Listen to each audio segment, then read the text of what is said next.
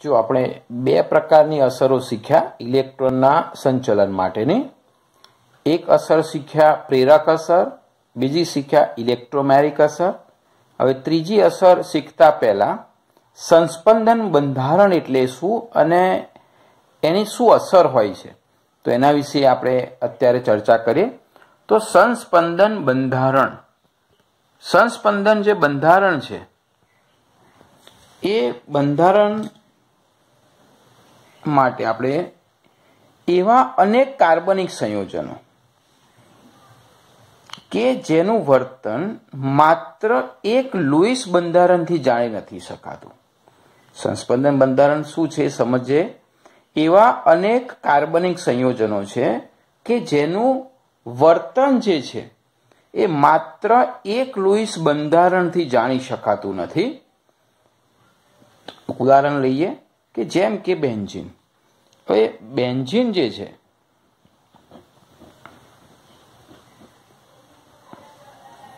એનું બંધારણ આપ સૌ જાણો છો એ પ્રમાણે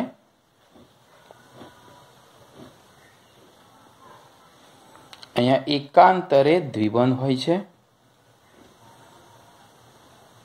અને એકાંતરે સિંગલ બંધ હોય છે. આ બેન્ઝીનને આપણે ઓળખીએ છીએ C6H6. હવે વાસ્તવમાં જો બંધારણ આવું હોય તો અહીંયા કાર્બન કાર્બન વચ્ચે સિંગલ બંધ છે, તો આ જગ્યાએ કાર્બન કાર્બન વચ્ચે જે સિંગલ બંધ છે એની બંધ લંબાઈ જે છે એ હોવી જોઈએ 154 પિકોમીટર. અને અહીંયા જે કાર્બન કાર્બન દ્વિબંધ છે આ જગ્યાએ, તો કાર્બન કાર્બન દ્વિબંધ જ્યારે હોય ત્યારે જે બંધ લંબાઈ છે તે હોય છે 134 પિકોમીટર. બેન્ઝીનની રિંગ જો આવી રીતે હોય, એકાંતરે દ્વિબંધ અને સિંગલ બંધ હોય, તો અહીંયા કાર્બન કાર્બન વચ્ચે જે સિંગલ બંધ છે એની બંધ લંબાઈ કેટલી હોવી જોઈએ? 154 પિકોમીટર. અને કાર્બન કાર્બન દ્વિબંધ જ્યારે હોય ત્યારે બંધ લંબાઈ હોવી જોઈએ 134 પિકોમીટર. પરંતુ વાસ્તવમાં નથી બેન્ઝીનમાં 154 પિકોમીટર લંબાઈ કે બે કાર્બન વચ્ચે નથી 134 પિકોમીટર લંબાઈ, પરંતુ આ બંને વચ્ચેની કહેવાય ને કે મધ્યમ લંબાઈ હોય છે. એટલે નહીં 134 નહીં 154, પરંતુ આ બંનેની વચ્ચેની એક સંખ્યા હોય છે અને બંધ લંબાઈ જોવા મળે છે 139 પિકોમીટર. તો એનો મતલબ એવો થયો કે ભાઈ ખરેખર જો સિંગલ ને દ્વિબંધ આવી રીતે હોય તો બેન્ઝીનમાં કાર્બન કાર્બન વચ્ચે બંધ લંબાઈ આ બંને હોવી જોઈએ, પરંતુ 154 કે 134 ની જગ્યાએ બંધ લંબાઈ દરેક કાર્બનની સરખી. એવું નહીં કે બે અલગ અલગ, બરાબર. અહીંયા દરેક કાર્બન કાર્બન વચ્ચે સમાન બંધ લંબાઈ જોવા મળે છે, એક સરખી સમાન બંધ લંબાઈ. અને કેટલી જોવા મળે છે? 139 જોવા મળે છે. તો એનો મતલબ એવો થયો કે ખરેખર બેન્ઝીનનું બંધારણ શું હોય છે?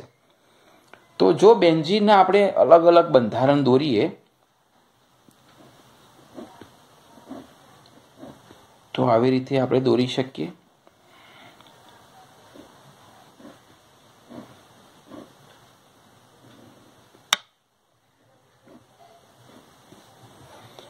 જો બેન્ઝીનમાં અહીંયા તમે દ્વિબંધ દોરો આ જગ્યાએ એકાંતરે, તો બીજી શક્યતા એવી છે કે તમે હવે અહીંયા દોરો, જ્યાં ત્યાં સિંગલ બંધ હતો ત્યાં દ્વિબંધ દોરો. એટલે આવી બે શક્યતાઓ છે. આને આપણે બંધારણ 1 કહીએ અને આપણે બંધારણ 2 કહીએ. હવે આ બે જે બંધારણ છે એકચ્યુઅલી નથી આ બંધારણ કે નથી આ બંધારણ, પરંતુ આમાંથી આ બંધારણ સતત બનતું હશે, સતત અવિરતપણે આમાંથી આ ને આમાંથી આ એટલે જ્યાં સિંગલ બંધ છે ત્યાં તરત દ્વિબંધ આવી જતો હશે, જ્યાં દ્વિબંધ છે ત્યાં સિંગલ બંધ આવશે. એટલે આ બંધ અહીંયા જતો હશે તો આ બંધ અહીંયા જતો હશે, આ બંધ અહીંયા જતો હશે. બરોબર. એટલે આપણે એવું કહી શકીએ કે બંધની જે રચના છે આવું બની શકે કે આ બંધ અહીંયા જાય, આ બંધ અહીંયા જાય, આ બંધ અહીંયા જાય. એટલે આવી રચના થઈ ગઈ. અહીંયા દ્વિબંધ થઈ ગયો, અહીંયા સિંગલ બંધ. ફરી પાછો આ બંધ અહીંયા જતો હશે, આ બંધ અહીંયા જતો હશે, ને આ બંધ અહીંયા જતો હશે. આવી રીતે બહુ સતત ને ઝડપથી એકબીજામાં પરિવર્તન થતા હશે. એટલે ખરેખર જ્યાં સિંગલ બંધ અને દ્વિબંધની બંધ લંબાઈ હોવી જોઈએ એની જગ્યાએ બંધારણ આપણને દ્વિબંધ અહીં સતત ફરતો રહે છે. એટલે આ રીતે સતત દ્વિબંધ ફરતો રહે છે અને એટલે એને સળિંગ લખવું હોય તો આવી રીતે વચ્ચે રાઉન્ડ કરી શકાય. તો બેન્ઝીનનું બંધારણ 1 ને 2 એ બે બંધારણ એકબીજામાં સતત પરિવર્તન થાય છે અને એ દ્વિબંધ ટોટલી આખો રાઉન્ડમાં ફરતો હોય તો આવી રીતે એને લખી શકીએ. તો આ બંધારણ જે આ બે કરતા સચોટ રીતે એનું વર્તન પૂરું કરે છે. બરાબર. તો આ જે બંધારણ છે એ બંધારણને સંસ્પંદન સંકૃત બંધારણ કહેવામાં આવે છે અને એને આવી રીતે દર્શાવવામાં આવે છે 3 લાઈનમાં કે ભાઈ આ બે જે બંધારણ છે એ બંધારણનું આ સંસ્પંદન સંકૃત બંધારણ કહેવાય. અને આ બે જે બંધારણ છે એકબીજામાં સતત પરિવર્તન થતા હોય એને સંસ્પંદન બંધારણ કહેવાય.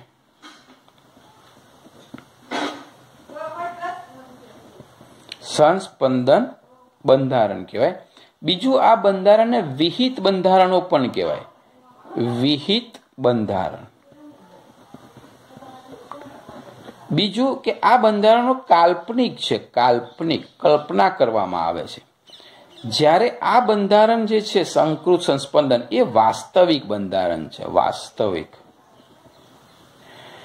અને હવે જે આની જે બંધ લંબાઈની વાત કરીએ છીએ એ બંધ લંબાઈ દરેક કાર્બનની એક સરખી એટલે કે 139 પિકોમીટર જોવા મળે છે. એટલે આ સંસ્પંદન બંધારણ હતા. આ એનું સંકૃત બંધારણ છે જે વાસ્તવમાં એને વાસ્તવિક બંધારણ કહેવામાં આવે છે. એટલે આ બેન્ઝીનનું વાસ્તવિક બંધારણ છે. આ બંને બંધારણ કેવા છે? કાલ્પનિક બંધારણ છે. એટલે એનો મતલબ એવો છે કે બેન્ઝીનનું બંધારણ 1 એટલે કે આ સંસ્પંદન બંધારણ 1 ક્યાં તો સંસ્પંદન બંધારણ 2 એ જે છે બેમાંથી કોઈ એક જે બંધારણ છે એના દ્વારા બેન્ઝીનને પૂર્ણ રીતે દર્શાવી શકાતો નથી. બેન્ઝીનને પૂર્ણ રીતે દર્શાવવા માટે કયું બંધારણ જરૂર પડે છે? વાસ્તવિક અથવા તો સંસ્પંદન સંકૃત બંધારણ જેને કહેવામાં આવે છે એ બેન્ઝીનનું વાસ્તવિક ચિત્ર રજૂ કરે છે. આ બંધારણ કે આ બંધારણ હા કેટલાક ગુણધર્મ આ સમજાવે, કેટલાક ગુણધર્મ આ સમજાવે, પરંતુ બેન્ઝીનના બધા જ ગુણધર્મ કોઈ એક બંધારણ સમજાવી શકતું નથી. તો એ બંધારણોને એકબીજાના શું કહેવાય? સંસ્પંદન બંધારણો. બીજું બહુ જ અગત્યની બાબત કે આ સંસ્પંદન બંધારણ જે છે એટલે આમાંથી કોઈ પણ 2 હોય તો 2, કોઈના 3 હોય, કોઈના 4 સંસ્પંદન બંધારણ હોય અને આ છે વાસ્તવિક જે એક જ બંધારણ હોય છે. તો આ વાસ્તવિક જે બંધારણ છે એટલે કે સંસ્પંદન સંકૃત બંધારણ છે આની ઉર્જા જે છે એ ઉર્જા હંમેશા આ જે છે કોઈ પણ વિહિત બંધારણ, કોઈ પણ વિહિત બંધારણ એની ઉર્જા કરતા ઓછી હોય છે. બરાબર. ફરીથી કોઈ પણ સંયોજનના જે સંસ્પંદન બંધારણ છે એના કોઈ પણ બંધારણ લો તો એની ઉર્જા હંમેશા વાસ્તવિક કરતા હંમેશા વધારે હોય છે અને વાસ્તવિકની ઉર્જા હંમેશા આ બંને કરતા કેવી છે? ઓછી હોય છે. બીજું કે જે ઉર્જાની જ્યારે વાત કરીએ છીએ ત્યારે આની ભલે ઉર્જા આના કરતાં વધારે છે, પણ આની પ્રોપર પોતાની તો કોઈ ઉર્જા હશે. તો જે વિહિત બંધારણો છે, બરાબર, અને ન્યૂનતમ ઉર્જાવાળા જે વાસ્તવિક બંધારણ છે, એ બંનેની ઉર્જાનો તફાવત જો આપણે લઈએ એટલે એવું કહી શકાય કે ભાઈ સંસ્પંદન બંધારણ જે છે, સંસ્પંદન બંધારણ એની ઉર્જા લેવામાં આવે અને વિહિત બંધારણ એટલે વાસ્તવિક બંધારણ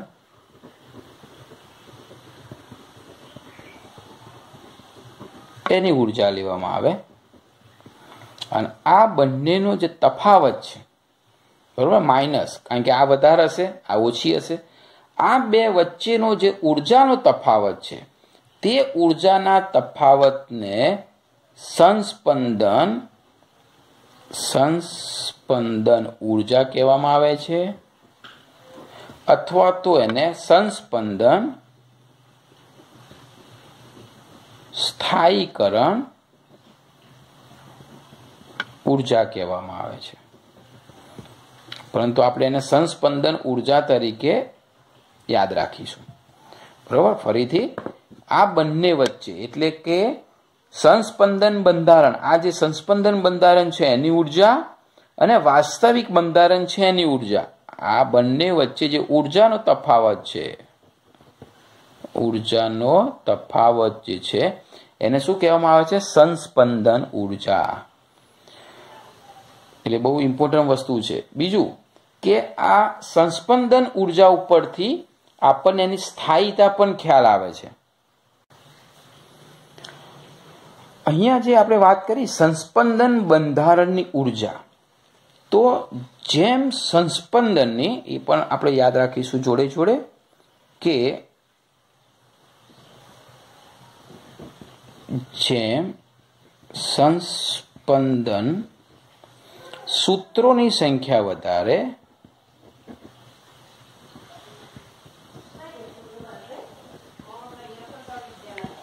તેમ સંસ્પંદન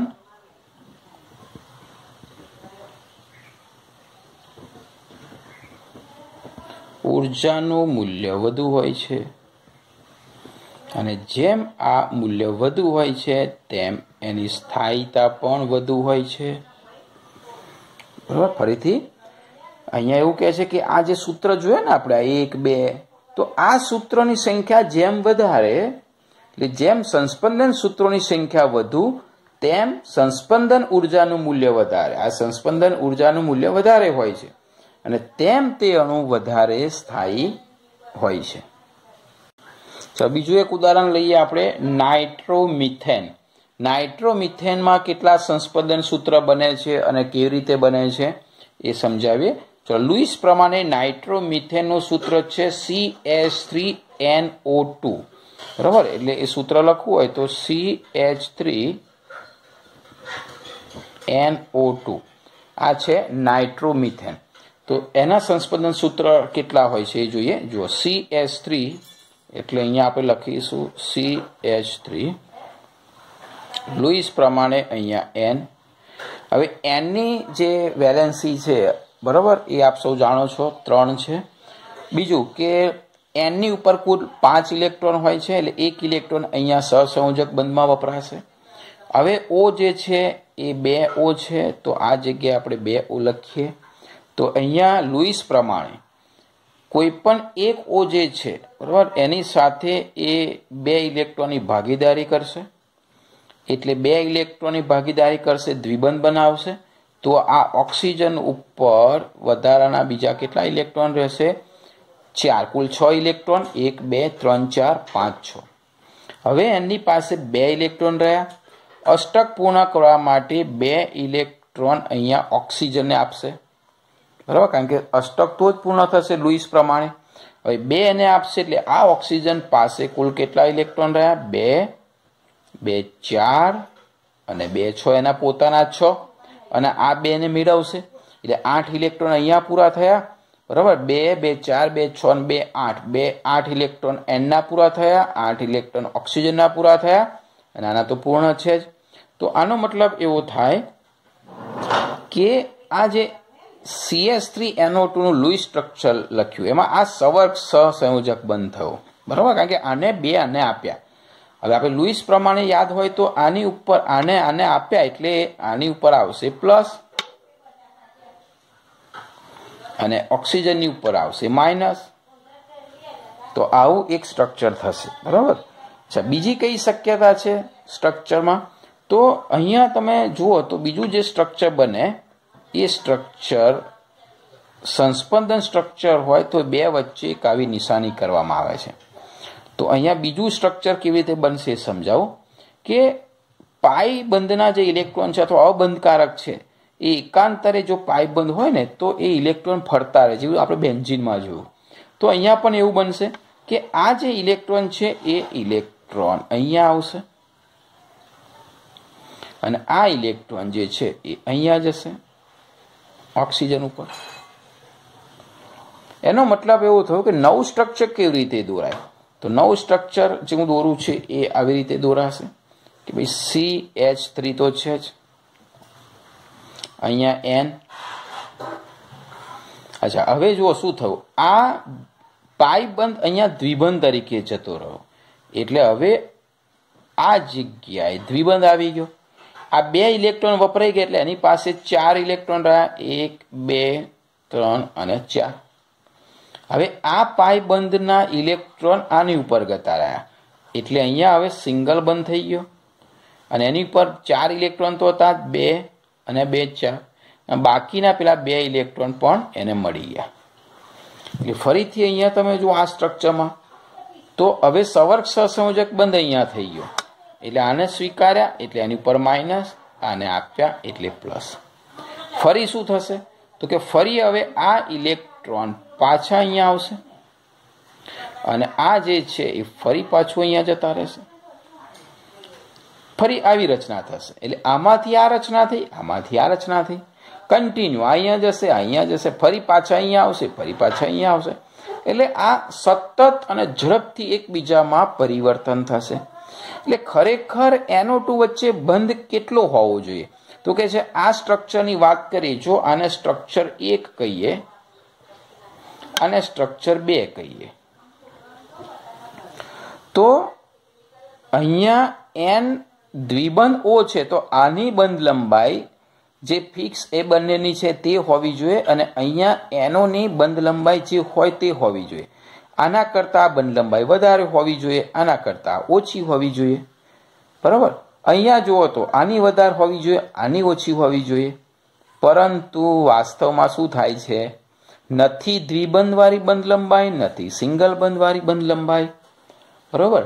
તો અહીંયા જે બંધ લંબાઈ છે એ બંધ લંબાઈ કેટલી જોવા મળે છે? એટલે વાસ્તવમાં NO વચ્ચે જે બંધ લંબાઈ છે એ સમાન જોવા મળે છે.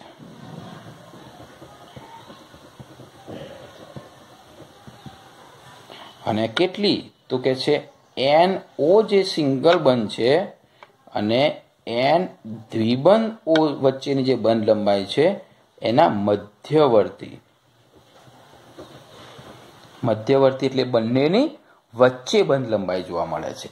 કેમ એવું થતું હશે? કારણ કે દ્વિબંધ સિંગલ બંધમાં, સિંગલ બંધ દ્વિબંધમાં સતત રૂપાંતર થાય છે. એટલે આનું જો મારે સંસ્પંદન સંકરણ દોરવું હોય તો જાણો છો એમ 3 રેખાથી દોરવાનું હોય છે. એટલે અહીંયા એકચ્યુઅલી આવું હશે, CH3, અહીંયા N હશે. અચ્છા, હવે અહીંયા O હશે, અહીંયા પણ O હશે. સિંગલ બંધ તો હશે જ, પરંતુ અહીંયા દ્વિબંધ અને સિંગલ બંધ વચ્ચેનો બંધ હોય છે એટલે એને આપણે આવી રીતે દર્શાવી શકાય. બીજો બંધ ત્રુટક રેખાથી અહીંયા પણ હોય છે અને ત્રીજો બંધ ત્રુટક રેખાથી અહીંયા પણ હશે. તો આ જે છે એનું કયું બંધારણ થયું? સંસ્પંદન સંકૃત બંધારણ, જે વાસ્તવિક બંધારણ છે. બરાબર, તો આપણે આ રીતે એને દર્શાવી શકીએ. અને ઉર્જાની વાત કરીએ તો આપણે વાત કરીએ પ્રમાણે આની ઉર્જા જે છે એ આ ઉર્જા અને આ ઉર્જા, આ બંનેની ઉર્જા જે હશે આ બંનેની સરખી હશે. એ બંને કરતાં આની ઉર્જા કેવી હશે? ઓછી હશે. એટલે વાસ્તવમાં આ અસ્થાયી હોય છે, પણ આ અણુની રચના કેવી છે? સ્થાયી હોય છે. હવે સંસ્પંદન બંધારણો લખવાના બે નિયમો છે.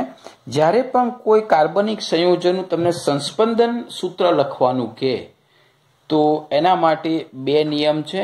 એક નિયમ છે કે જે કાર્બનિક સંયોજન છે એ સંસ્પંદન બંધારણ તમે દોરો, એટલે કે સંસ્પંદન બંધારણ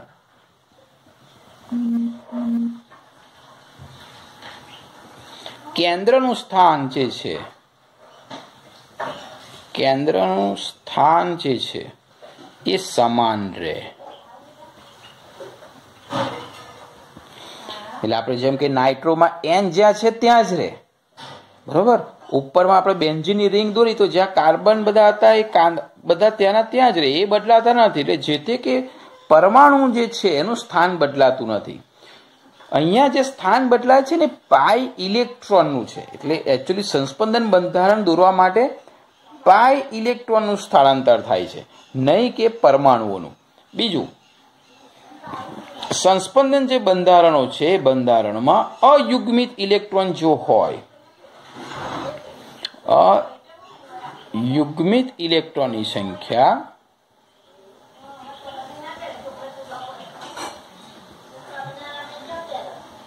એ સમાન રહે છે, એ બદલાતી નથી.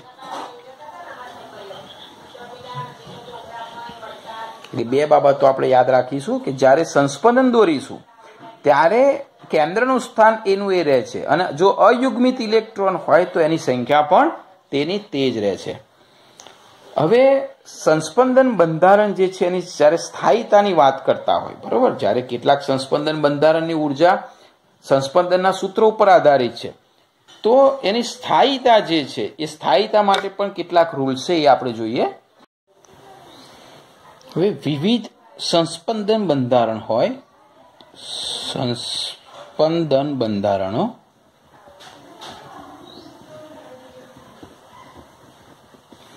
સંસ્પંદન બંધારણોમાં વધુ સ્થાયી સંયોજન કયું હોઈ શકે, અથવા તો વધુ સ્થાયી સંસ્પંદન કોણ? તો એના માટે કેટલાક નિયમ છે. એ નિયમને તમે ફોલો કરશો એટલે ખ્યાલ આવશે કે સંસ્પંદન બંધારણમાં વધારે સ્થાયી સંસ્પંદન બંધારણ કયું છે. તો સૌ પ્રથમ તો પહેલું આપણે યાદ રાખીશું કે જે સંસ્પંદન બંધારણમાં, એટલે કે જે બંધારણમાં સહસંયોજક બંધ વધુ હોય, એટલે કે વધુ સહસંયોજક બંધ હોય.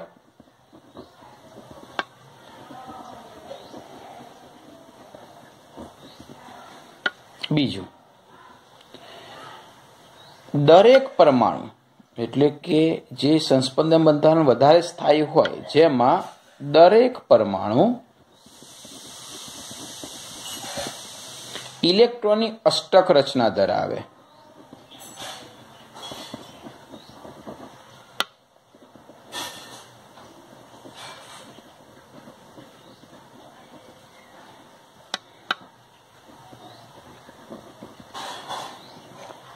બીજું,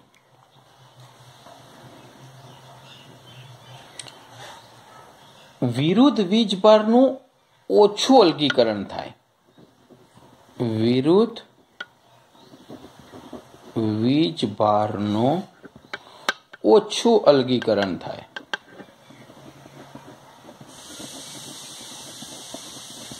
આનો મતલબ એવી રીતે લઈશું, કદાચ આ તમને ખ્યાલ નહીં આવે કે ભાઈ વિરુદ્ધ વીજભારનું કેવી રીતે અલગીકરણ થાય.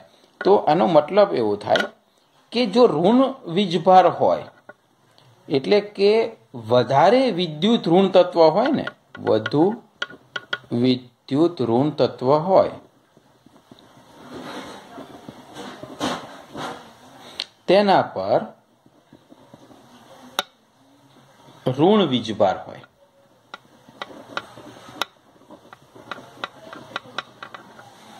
અને જે વધુ વિદ્યુત ધનમય તત્વ હોય, તેના પર ધન વીજભાર હોય.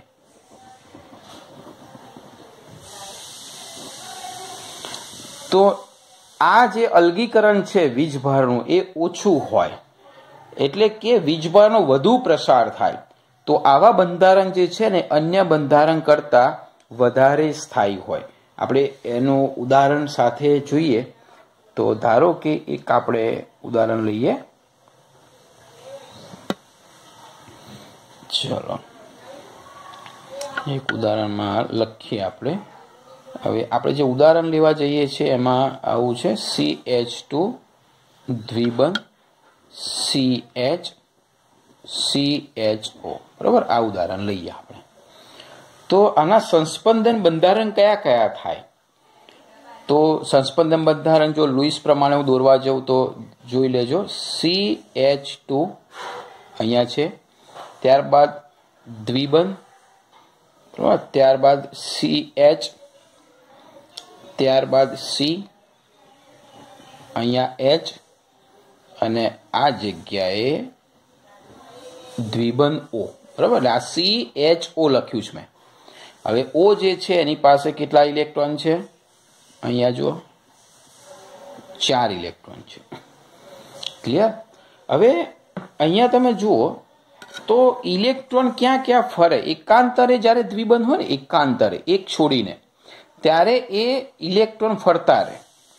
એટલે આ જે સંસ્પંદન બંધારણ છે, ધારો કે એને હું એક નામ આપું, નંબર 1. તો એમાંથી બીજું સંસ્પંદન બંધારણ કેવી રીતે થાય? તો અહીંયા એક શક્યતા છે કે આ દ્વિબંધ વાળો જે ઇલેક્ટ્રોન છે અહીંયા, તે ઇલેક્ટ્રોન આ જગ્યાએ જાય. જેવો અહીંયા જશે એટલે આની વેલેન્સી ખૂટશે, આની વેલેન્સી ખૂટશે એટલે આ જે છે એ ઇલેક્ટ્રોન અહીં ઉપર જશે, ઓક્સિજન ઉપર. તો અહીંયા સંસ્પંદન બંધારણ શું બનશે? તો બીજું સંસ્પંદન બંધારણ જે બનશે એ આવી રીતે બનશે. ચલો અહીંયા જુઓ CH2 છે એટલે અહીંયા તો રહેશે પરમાણુ કેન્દ્ર સ્થાને જે છે એના એ જ રહેશે, એટલે CH2. હવે અહીંયા CH2 પછી અહીંયા સિંગલ બંધ થઈ ગયો, એટલે અહીંયા વેલેન્સી ખૂટી, 2 ને 1 3 થયા. જ્યારે વેલેન્સી ખૂટે ત્યારે એની ઉપર આપણે કયો વીજભાર ધરાવીએ છીએ? લખીએ છીએ પ્લસ. હવે અહીંયા સિંગલ બંધ થઈ ગયો, ફરી કોણ છે અહીંયા? CH, એટલે અહીંયા લખીશું CH. પરમાણુ ત્યાંના ત્યાં છે. આ જગ્યાએ દ્વિબંધ થઈ ગયો અહીંયા, તો આપણે અહીંયા લખીશું દ્વિબંધ. ફરી અહીંયા લખીશું કાર્બન, અને હાઇડ્રોજન જ્યાં છે ત્યાંનો ત્યાં. હવે અહીંયા ઓક્સિજન ઉપર આ બંધ જે છે ઉપર ગયો, એટલે ઓક્સિજન ઉપર અહીંયા હવે એક સિંગલ બંધ થઈ જશે, અને એની ઉપર હવે કુલ 6 ઇલેક્ટ્રોન થઈ ગયા. એટલે એની ઉપર શું આવી ગયો? માઇનસ આવી ગયો, બરાબર. એને ઇલેક્ટ્રોન સ્વીકારી દીધા એટલે એની ઉપર માઇનસ આવી ગયો. તો આ જે છે એ સ્ટ્રક્ચર નંબર 2 થશે. હજુ ત્રીજી શક્યતા છે સ્ટ્રક્ચર નંબર 3. તો એ સ્ટ્રક્ચર નંબર 3 કેવી રીતે થશે?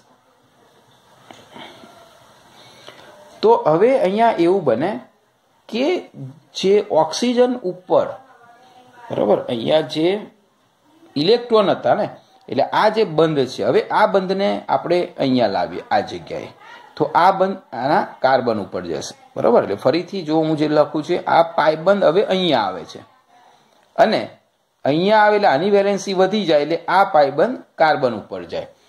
તો હવે એ હું સ્ટ્રક્ચર લખું છું, એ આવી રીતે થશે સ્ટ્રક્ચર કે CH2 એની ઉપર 2 ઇલેક્ટ્રોન આવે છે, એટલે આની ઉપર માઇનસ થશે, અહીંયા સિંગલ બંધ થશે, અહીંયા CH જ્યાં છે ત્યાં જ થશે, બરાબર. પછી આ જગ્યાએ એ બંધ અહીંયા આવે છે, આ બંધ અહીંયા આવે છે, એટલે અહીંયા શું થઈ જશે? દ્વિબંધ થઈ જશે. પછી અહીંયા C, અહીંયા તો H છે જ. ઓક્સિજન ઉપર અહીંયા દ્વિબંધની જગ્યાએ સિંગલ બંધ થઈ જશે, અને અહીંયા વેલેન્સી ખૂટશે એટલે આની ઉપર આવશે પ્લસ, બરાબર. ઓક્સિજન ઉપર જુઓ 2 2 4 ને 2 6 થયા એટલે પ્લસ થયા. અહીંયા 2 વધારાના ઇલેક્ટ્રોન આવ્યા એટલે એની ઉપર માઇનસ, એટલે આ સ્ટ્રક્ચર બંધારણ નંબર કયું થયું? 3 થયું. તો આવી રીતે એકબીજામાં બંધારણ, સંસ્પંદન બંધારણ, આ રીતે પાઈ ઇલેક્ટ્રોનના સ્થાનાંતરથી આટલા શક્ય બને છે. હવે વાત કરીએ સ્થાયીતા. તો સ્થાયીતામાં સૌથી વધારે આ ત્રણમાંથી કયું સ્થાયી અને એના પછી કયું? તો અહીંયા આપણે લખેલું છે, એક તો જેમાં વધુ સહસંયોજક બંધ હોય અને જેમાં દરેક પરમાણુ ઇલેક્ટ્રોનની અષ્ટક રચના પૂર્ણ કરે. તો અહીંયા બધામાં સહસંયોજક બંધ હોય અને ઇલેક્ટ્રોન રચના અષ્ટક પૂર્ણ કરે. જો અહીંયા અષ્ટક રચના પૂર્ણ નથી થતી, જો એવી રીતે અહીંયા પણ અષ્ટક રચના પૂર્ણ નથી થતી, એટલે આ બે તો સ્થાયી નહીં જ હોય. અહીંયા તો કે છે દરેકની અષ્ટક રચના પૂર્ણ થાય છે, દરેકની. એટલે સૌથી વધારે સ્થાયી જે છે, એટલે સ્થાયીતાનો ક્રમ જો ગોઠવો તો સૌથી વધારે સ્થાયી છે પહેલું સ્ટ્રક્ચર. કેમ? તો કે અહીંયા કારણ અહીં આપણે લખી દઈએ કે ભાઈ સૌથી પહેલા સ્થાયી કેમ છે? એક તો બધા જ સહસંયોજક બંધની સંખ્યા વધુ હોય, એટલે કે એમાં ગણો તો વધુ સહસંયોજક બંધો છે. બીજું અષ્ટક રચના ધરાવે છે.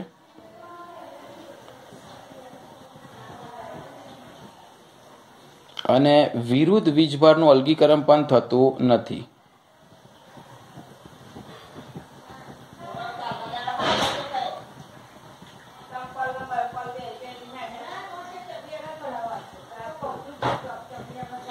બરાબર. જો હવે સહસંયોજક બંધ ગણી નાખીએ. અહીંયા 1 2 3 4 5 ને 6, અહીંયા 1 2 3 4 ને 5, અહીંયા 1 2 3 4 ને 5. તો આપણે અહીંયા કહ્યું ને કે ભાઈ વધુ સહસંયોજક બંધ હોવા જોઈએ, એટલે આ સ્ટ્રક્ચર સૌથી વધારે સ્થાયી થાય છે.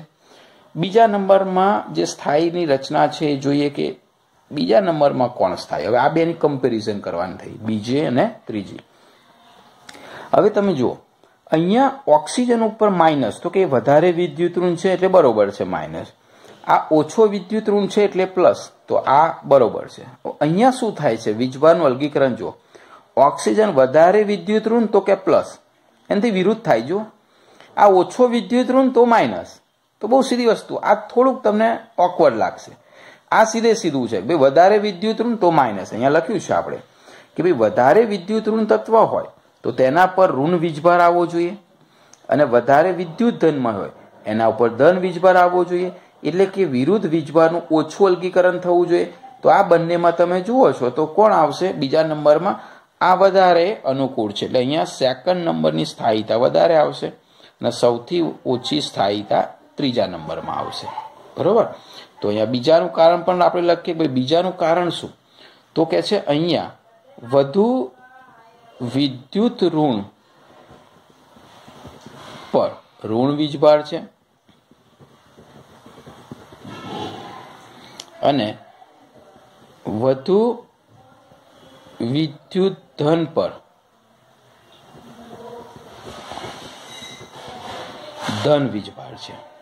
બરોબર. અને આ ત્રીજું કેમ સૌથી અસ્થાયી? તો આ જે છે સૌથી વધારે એટલે ન્યૂનતમ સ્થાયી. એનું કારણ શું?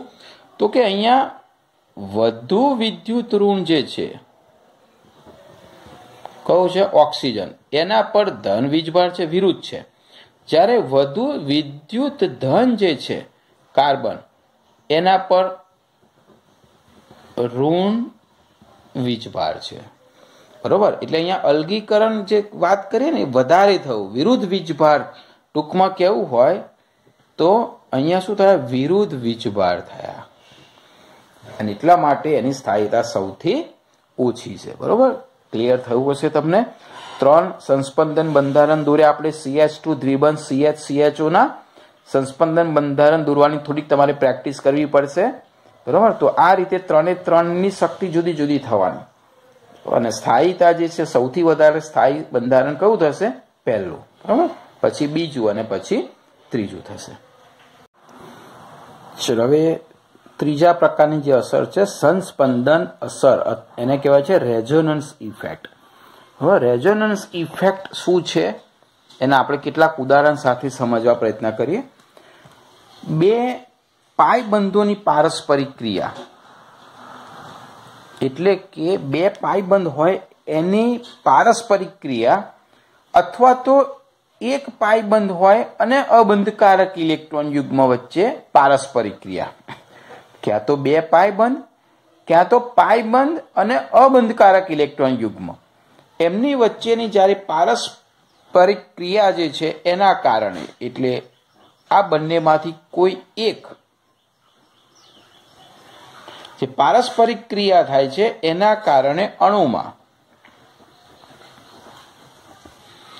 ધ્રુવીયતા ઉત્પન્ન થાય છે.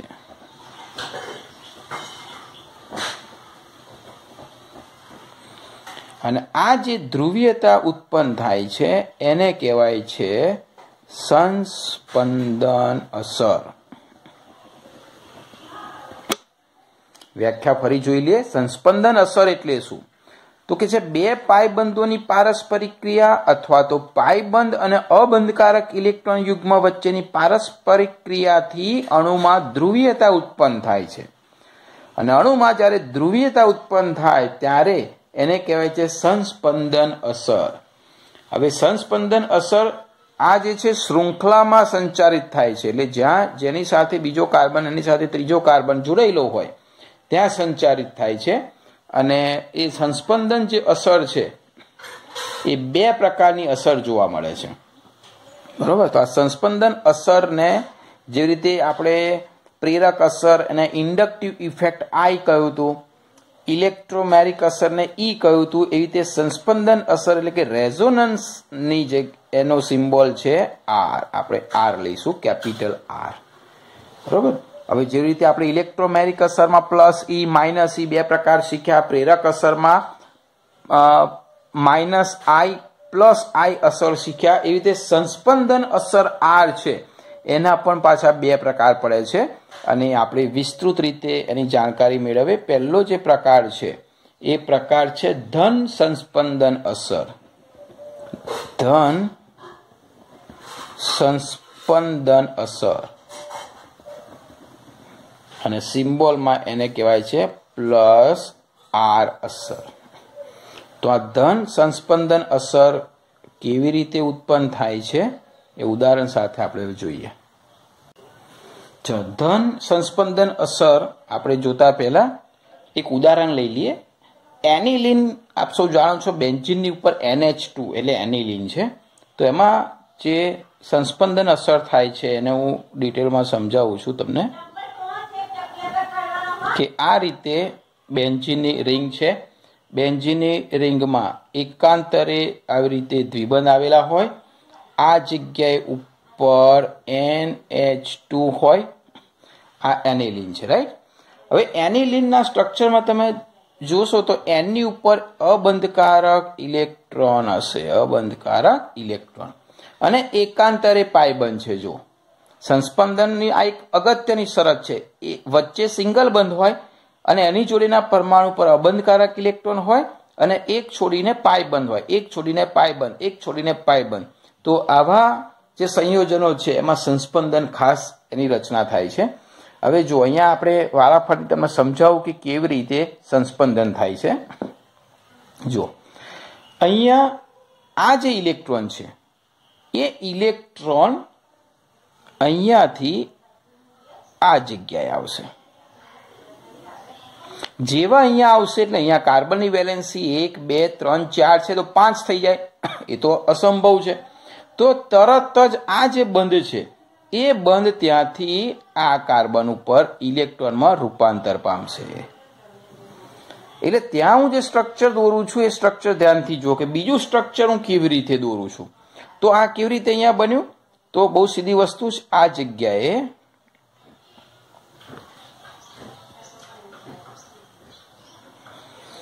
જો અહીંયા NH2 એટલે એક સિંગલ બંધ, અહીંયા NH2 તો છે જ.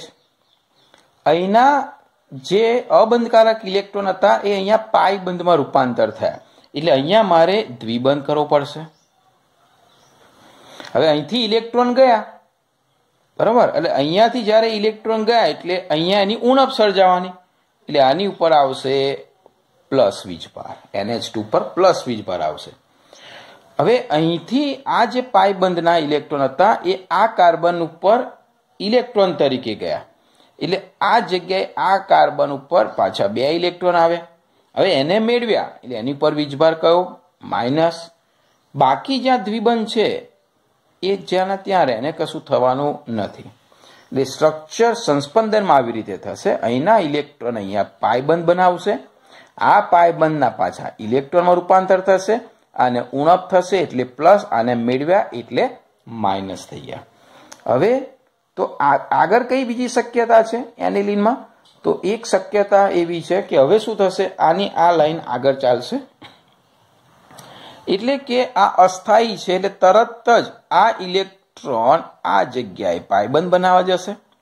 એ જેવી રીતે ત્યાં જશે એટલે આ કાર્બનની વેલેન્સી વધી જવાની એટલે તરત જ આ કાર્બન વચ્ચેના દ્વિબંધ પાછા અહીંયા પહોંચી જશે. એટલે આપણી જે રચના છે એ કેવા પ્રકારની થશે ત્રીજી? તો આ રીતે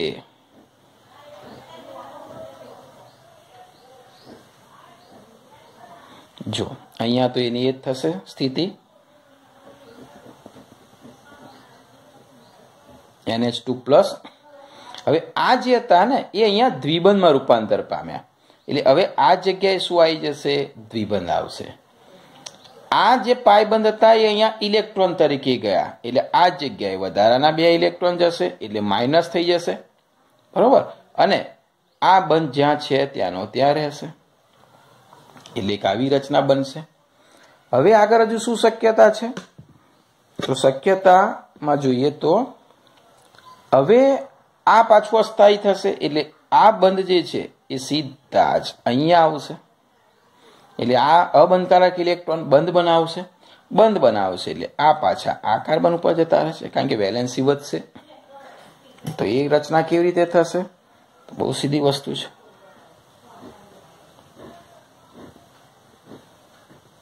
જો અહીંયા તો આ બંધ, આ રચના જે હતી એ તો એની એ જ છે, સીધી વસ્તુ છે, બરોબર. આમ NH2+.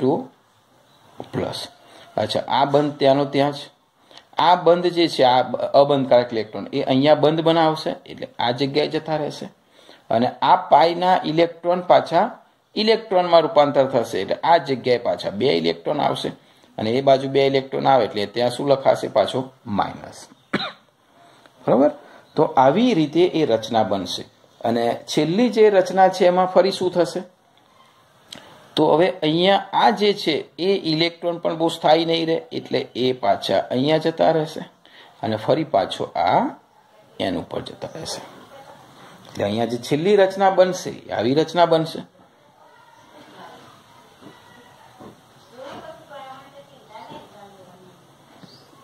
આ જગ્યાએ બંધ છે, અહીંયા બંધ છે. હવે આ બંધમાં રૂપાંતર થશે, અહીંયા પાછી સિંગલ બંધ આવી જશે, ફરી પાછું NH2 આવી જશે અને એની પાસે ઉપર 2 ઇલેક્ટ્રોન આવી જશે. તો આ બધા જ એકબીજાના કયા થયા? સંસ્પંદન બંધારણ થયા. એટલે એને કઈ રીતે દર્શાવાય? તીરની મદદથી દર્શાવાય. હવે તમે જુઓ આ NH2 એનિલિનમાં એકાંતરે દ્વિબંધ ક્યાં છે જોઈ લો અને અંતે ક્યાં થઈ ગયા જોઈ લો, બરાબર. જેવી રીતે બેન્ઝીનમાં કેવું સંસ્પંદન થાય છે એવી રીતે અહીંયા પણ આ બંધ સતત ને સતત શું કરતા હોય છે? ફરતા રહે છે. અહીંયા આ સાઈડ છે, આ 3 જગ્યાએ ખાલી છે, અહીંયા આ 3 જગ્યાએ ભરેલા છે, જ્યાં હતા ત્યાં ખાલી થઈ ગયા એટલે બંધ શું થયા? આ રીતે રોટેશનમાં આખા ફર્યા. તો આ જે અસર છે ને એને ધન સંસ્પંદન અસર કહેવામાં આવે છે. હવે આપણે કારણ જોઈએ કે કેમ.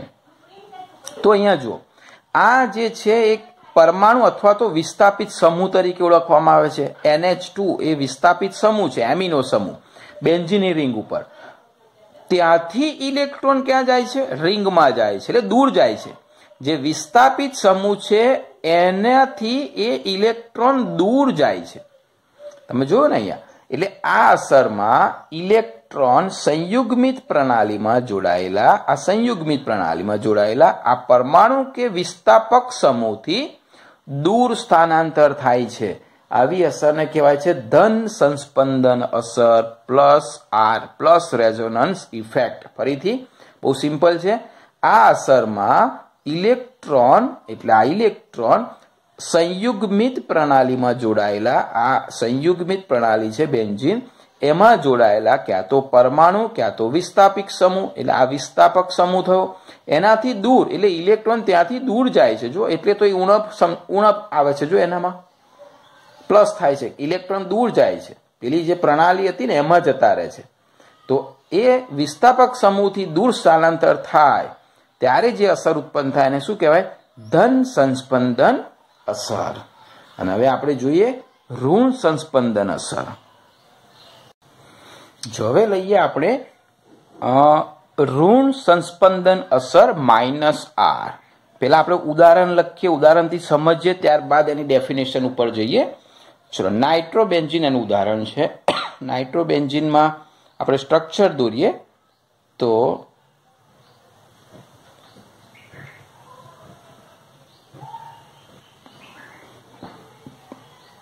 ચલો, બેન્ઝીન એની ઉપર નાઇટ્રો એટલે NO2, બરાબર. તો NO2 માં એક ઓક્સિજન સાથે એને દ્વિબંધ હશે અને એક ઓક્સિજન સાથે એને સવર્ગ સહસંયોજક બંધ હશે. તો આ દ્વિબંધ છે એની પાસે એની ઉપર કેટલા ઇલેક્ટ્રોન હશે? 4 ઇલેક્ટ્રોન. અષ્ટક પૂર્ણ થઈ ગયો.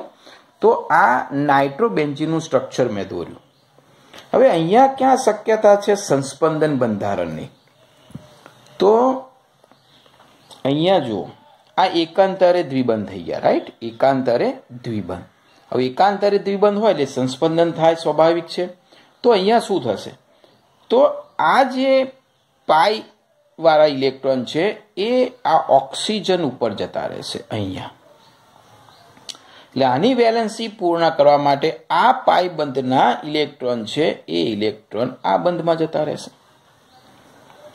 તો સંસ્પંદન શું બનશે? પહેલું સંસ્પંદન તો અહીંયા હું દોરું તો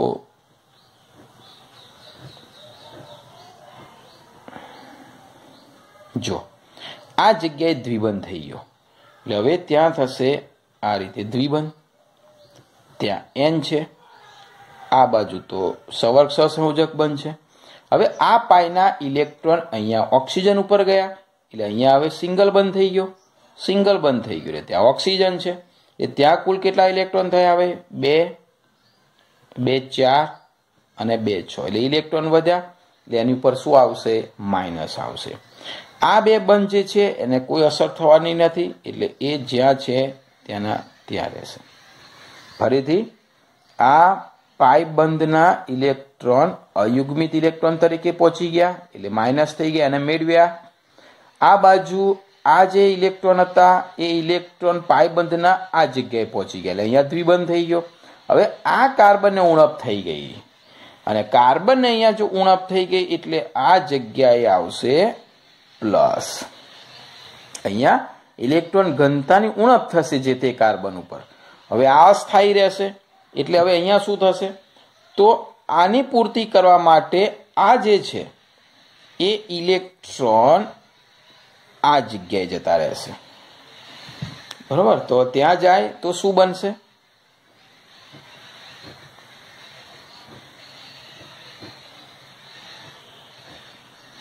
તો અહીંયા હવે આ ઇલેક્ટ્રોન અહીંયા ગયા એટલે અહીંયા દ્વિબંધ બની ગયો. તો અહીંયા તો હતો જ દ્વિબંધ. હવે આ જગ્યાએ અહીંયા ઇલેક્ટ્રોનની ઉણપ સર્જાશે. ઉપર જે છે એ એઝ ઇટ ઇઝ રહેવાનું છે, દ્વિબંધ N, સવર્ગ સહસંયોજક બંધ, સિંગલ બંધ, ઓક્સિજન અને 6 ઇલેક્ટ્રોન. હવે અહીંયા શું થશે? ફરી આને ઉણપ છે. ઉણપ છે એટલે એ ઉણપ પૂર્ણ કરવા માટે આ પાયબંધ ઇલેક્ટ્રોન અહીંયા જશે એટલે ફરીથી પાછું શું સ્ટ્રક્ચર રચના થશે?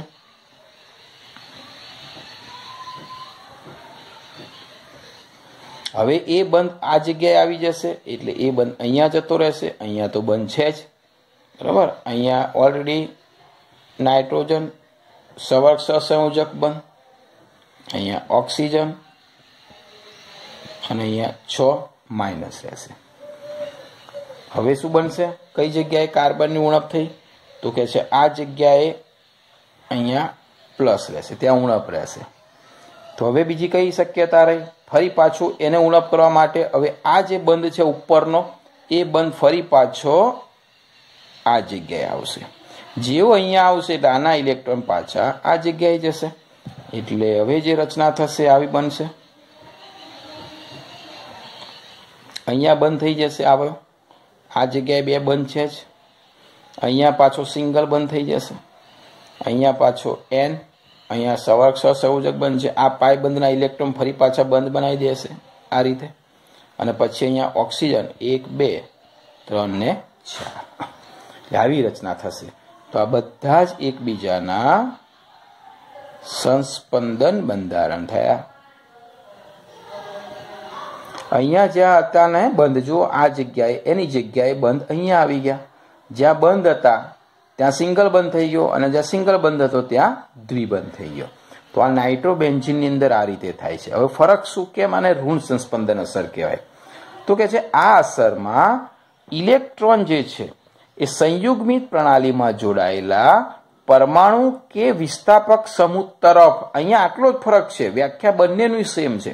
આ અસરમાં ઇલેક્ટ્રોન જે છે આ સંયુગ્મિત પ્રણાલીમાં જે પરમાણુ અથવા તો પરમાણુ સમૂહ જોડેલા છે એની તરફ ઇલેક્ટ્રોન જાય. જો ઇલેક્ટ્રોન આ બાજુ પ્રણાલીમાંથી આ બાજુ ગયા એટલે પ્રણાલીમાં એની ઉણપ વર્તાય. અહીંયા શું થતું હતું ઉપરનામાં જોયું એમાં, અહીંયા સમૂહમાંથી પ્રણાલી તરફ જતા હતા. જો એટલે અહીંયા ઇલેક્ટ્રોનની ઘનતા વધતી હતી. તો ઇલેક્ટ્રોનની ઘનતા રિંગમાં વધે એને કહેવાય ધન સંસ્પંદન અસર, અને ઇલેક્ટ્રોનની ઘનતા અહીંયા ખૂટે અને કઈ બાજુ સમૂહમાં વધી જાય તો એને કહેવાય ઋણ સંસ્પંદન અસર. એટલે આ અસરમાં ઇલેક્ટ્રોન સંયુગ્મિત પ્રણાલીમાં જોડાયેલા પરમાણુ કે વિસ્થાપક સમૂહ તરફ ઇલેક્ટ્રોન જાય છે. જો સ્થાનાંતર ઇલેક્ટ્રોન ઉપર જાય, અહીંયા ક્યાં થતું હતું? પ્રણાલીમાં આવતું હતું. અહીંયા ક્યાં થાય છે? પ્રણાલીમાંથી બહારની તરફ જાય છે. તો એને કહેવાય ઋણ સંસ્પંદન અસર. ચલો બીજું અહીંયા આપણે વ્યાખ્યામાં એક શબ્દ શીખ્યા, સંયુગ્મિત પ્રણાલી. સંયુગ્મિત પ્રણાલી એની વ્યાખ્યામાં એવું છે કે સંયુગ્મિત પ્રણાલી એટલે શું? તો કે છે ક્યાં તો શૃંખલા હોય, ક્યાં તો ચક્રીય પદાર્થ હોય. એમાં એકાંતરે તમને એમાં એકલ બંધ અને દ્વિબંધ, એટલે એકાંતરે દ્વિબંધ અને એકલ બંધ આવેલો હોય. બરાબર? એટલે ધારો કે આવી રીતે, ધારો કે C છે, રાઈટ? તો C માં અહીંયા દ્વિબંધ આવે, પછી સિંગલ બંધ આવે, ફરી દ્વિબંધ આવે, પછી સિંગલ બંધ આવે, ફરી દ્વિબંધ આવે. તો આવી જે પ્રણાલી છે એને શું કહેવાય? સંયુગ્મિત પ્રણાલી. એટલે આપણે અહીંયા વ્યાખ્યામાં જોયું કે ભાઈ સંયુગ્મિત પ્રણાલી, તો સંયુગ્મિત પ્રણાલી એટલે એકાંતરે દ્વિબંધ. જેમ કે એનિલિન આ પણ સંયુગ્મિત પ્રણાલી, બેન્ઝીનમાં જો એકાંતરે દ્વિબંધ નાઇટ્રોબેન્ઝીનમાં, તો એને શું કહેવાય છે? સંયુગ્મિત પ્રણાલી. અચ્છા, બીજું બહુ જ ઇમ્પોર્ટન્ટ MCQ, વારંવાર પૂછાતો MCQ કે ભાઈ કયા સમૂહ અહીંયા આવે? કારણ કે પ્રશ્ન એવો થાય કે ભાઈ કોણ +R દર્શાવે અને કોણ -R દર્શાવે? તો અહીંયા એવા તો કયા સમૂહ હોય બેન્ઝીનની રિંગ ઉપર કે જે +R અસર દર્શાવે? તો અહીંયા આપેલા છે. જો એક હેલોજન બધા જ, પછી OH, OR, OCOR, NH2, NHR, NR2, NHCOR. હવે તમને પ્રશ્ન થાય કે સાહેબ આ બધા કેવી રીતે ગોખવાના? તો ગોખવાની જરૂર નથી. થિયરીમાં તમે 4-5 યાદ રાખી શકશો અને એને યાદ એન્ટ્રન્સમાં કેવી રીતે રાખવાના, સિવાય કોઈ સમૂહ આવે તો કેવી રીતે ખબર પડે +R કે -R? તો આવી રીતે તમે યાદ રાખજો. જો હેલોજન તો વિદ્યુત ઋણ છે, શરૂઆતનો પહેલો છે ને એ બીજા કરતા વધારે વિદ્યુત ઋણ હોવું જોઈએ. એટલે કે ડાબી બાજુ વધારે વિદ્યુત ઋણ હોવું જોઈએ. ડાબી બાજુ એટલે કે પ્રથમ. અહીંયા તમે એવું લખી શકો કે ભાઈ પ્રથમ જે છે એ વધારે વિદ્યુત ઋણ બીજા કરતા હોવું જોઈએ. ચલો હેલોજન તો એક જ છે એટલે હશે જ. H કરતા O ની વિદ્યુત ઋણતા વધારે, R કરતા O ની વધારે, કાર્બન કરતા O ની વધારે, H કરતા N ની વધારે, H કરતા N ની વધારે, R કરતા N ની વધારે, H કરતા N ની વધારે. ક્લિયર? તો આવા બધા જે છે એ બધા ડાબી બાજુ વધારે વિદ્યુત ઋણવાળા હોય એ બધા શું કરશે? કઈ અસર આપશે? ધન સંસ્પંદન અસર. ઋણ સંસ્પંદન અસર કોણ આપશે? તો કે ઋણ સંસ્પંદન અસરમાં અહીંયા તમે એવું યાદ રાખજો, જમણી બાજુ વધારે, એમાં હાઇડ્રોજનને આપણે અવગણવાનું છે, બરોબર. જો અહીંયા પહેલો નહીં, બીજા નંબરનો કાર્બન કરતા ઓક્સિજનની વિદ્યુત ઋણતા વધારે. અહીંયા હાઇડ્રોજન અવગણવાનું છે, કાર્બન કરતા ઓક્સિજનની વધારે, કાર્બન કરતા ઓક્સિજનની વધારે, કાર્બન કરતા નાઇટ્રોજનની વધારે, નાઇટ્રોજન કરતા ઓક્સિજનની વધારે. બીજા નંબરનો વધારે વિદ્યુત ઋણ હોય એ બધા કઈ અસર ઉત્પન્ન કરે છે? ઋણ સંસ્પંદન અસર. એટલે એન્ટ્રન્સ એક્ઝામ માટે આ નોંધ તમારી રીતે કરી દેજો કે -R અસર એટલે કે જમણી બાજુ વધારે વિદ્યુત ઋણ હોય એ બધા કઈ અસર ઉત્પન્ન કરે? ઋણ સંસ્પંદન અસર. અને ધન સંસ્પંદન અસર કોણ ઉત્પન્ન કરે? પહેલો જે છે બીજા કરતા વધારે વિદ્યુત ઋણ હોય એ ધન સંસ્પંદન અસર ઉત્પન્ન કરે. તો આ જે થિયરી હતી એ થિયરીમાં પણ ઇમ્પોર્ટન્ટ છે. સંસ્પંદન અસર એટલે શું, એના પ્રકાર ઉદાહરણ આપીને સમજાવો. બુક પ્રમાણે તમારે સરસ આ રીતે એના પ્રકાર ઉદાહરણ આપીને તમારે એને સમજાવવાના છે.